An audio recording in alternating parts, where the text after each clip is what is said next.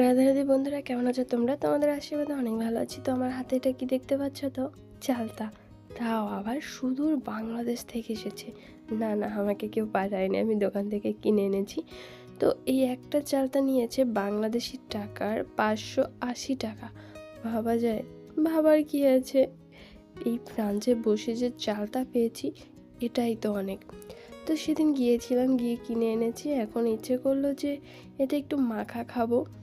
আর মানে সবসময় তো আর পাওয়া যায় না, তাই আর দেখে মিস করিনি, কিনে নিয়ে চলে এসেছি। এই যে হচ্ছে আমি কেটে নিচ্ছি আর কর্তামশাই ভিডিও করে দিচ্ছে। একা একে সম্পূর্ণটাই কেটে নিচ্ছে আর কর্তামশাই বলছিল, বাহ তুমি তো ভালোই বাটি ছাড়াতে পারো, মানে চালতার বাটির কথা বলেছে। অনেকেই নাকি পারে না। তো যাই হোক, একটু প্রশংসা করলো আর কি। এখন এই যে সবগুলোই আমি কেটে নেব, এরপরে যাব হচ্ছে এই চালতাগুলোকে থেতো করতে। পাটার উপরে এই যে চলে এসেছি। আর হ্যাঁ, চালতাগুলো কিন্তু আমি আগে ধুয়ে নিয়েছি, তারপর এই যে থেতো করে নেব। আর এই দেখো, আমি কিন্তু থেতো করা শুরুও করে দিয়েছি। তো একে একে কিন্তু আমি সব চালতাগুলো এইভাবে থেতো করে নেব। আর থেতো করে নিলে কিন্তু স্বাদটা বেশি পাওয়া যায়। এরপর এই যে থেতো করা প্রায় আমার হয়ে গেছে, এখন আমি সবগুলো তুলে নেব। আর কিভাবে মাখাচ্ছি সেটা দেখাবো। আর হ্যাঁ, তোমরা যেন কেউ আবার লোভ দিও না, তাহলে কিন্তু আমার পেট খারাপ হয়ে যাবে।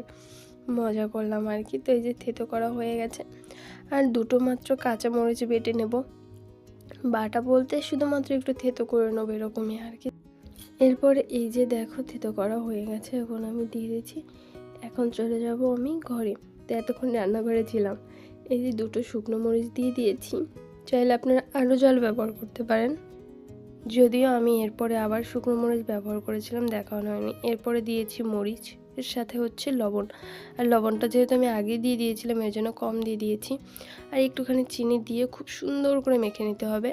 আর হ্যাঁ, টেস্ট করে দেখে নিতে হবে লবণ, ঝাল আর চিনি ঠিক আছে কিনা।